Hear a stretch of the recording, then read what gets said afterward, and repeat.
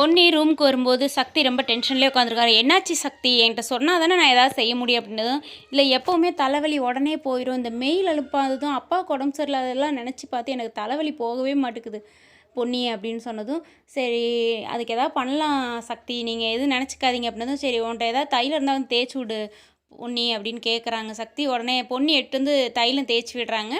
அதுக்கப்புறம் வந்து பொன்னி வந்து நினச்சி பார்த்துட்டே இருக்கிறாங்க. பிரீத்தி வந்து நிறைய விஷயத்தில் வந்து இந்த இதை வந்து சக்தியோட பேசுகிறத வந்து தவிர்க்கிறாங்க அப்படின்னு.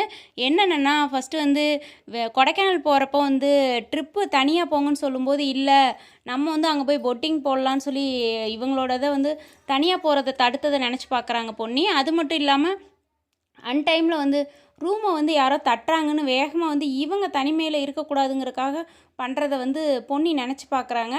நிறைய விஷயங்கள் வந்து பிரீத்தி வந்து தவிர்க்கிறதெல்லாம் நினச்சி பார்க்குறாங்க. ஏன்னா இவங்க 2 பேரும் ஒற்றுமையாக இருக்கிறது வந்து பிரீத்திக்கு பிடிக்கலங்கிறத பொன்னி புரிஞ்சுக்கிட்டாங்க.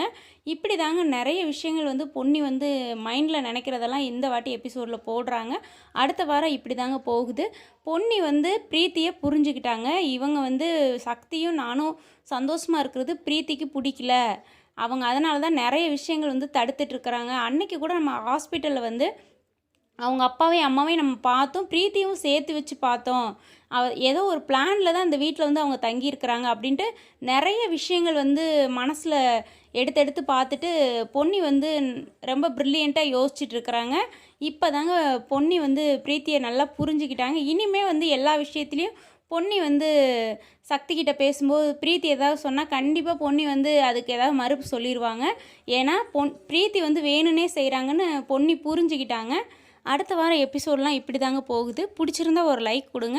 நீங்கள் என்ன நினைக்கிறீங்கன்னு கீழே கமெண்டில் சொல்லுங்கள். ரொம்ப நன்றிங்க.